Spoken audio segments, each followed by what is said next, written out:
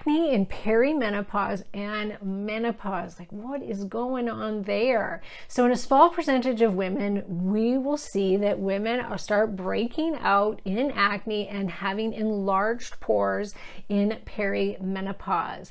This happens, one reason is because the loss of our estrogen. Estrogen can start to go down. Now, our estrogen, our estradiol in the ovaries is actually, majority of it is made from testosterone.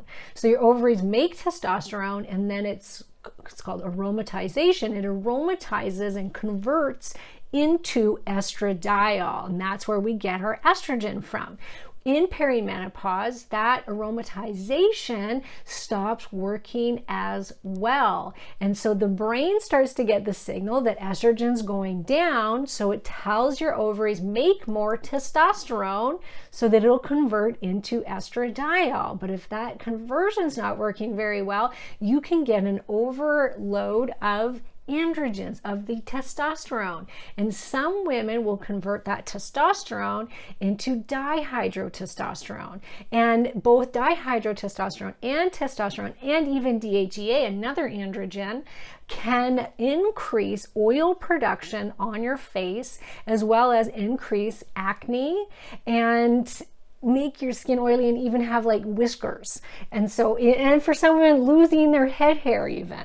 But today we're talking about the acne and the enlarged pores. So what can you do about this? So obviously watch your hormone levels, get them tested, work with a practitioner so that if you possibly need some estrogen replacement to top your own production up, that could be an option.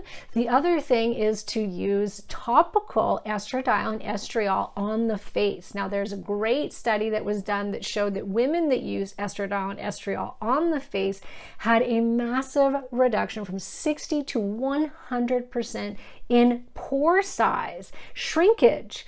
Over, I think it was 3 months, after 3 months, that's how much their pore size shrunk. So that can really help with that. And then just balancing out on the inside, using a retinol on the face can be great because it gives the high skin turnover. You don't want to be drying your face out, but there are some great things like acelaic acid that can help with acne.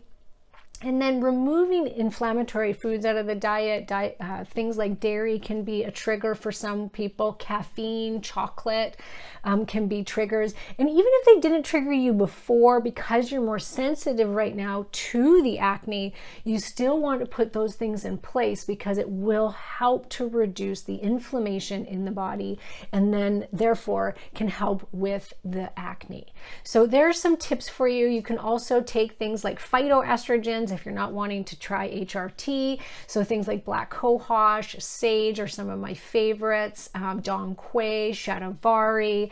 These are all great herbals that will act very gently on the estrogen receptors and could help to balance out those androgenic symptoms. The other thing that you can do is take things like saw palmetto. It helps to block the conversion of testosterone into the more androgenic testosterone called dihydrotestosterone. Another thing is nettles. So you can usually find something called like the DHT blocker.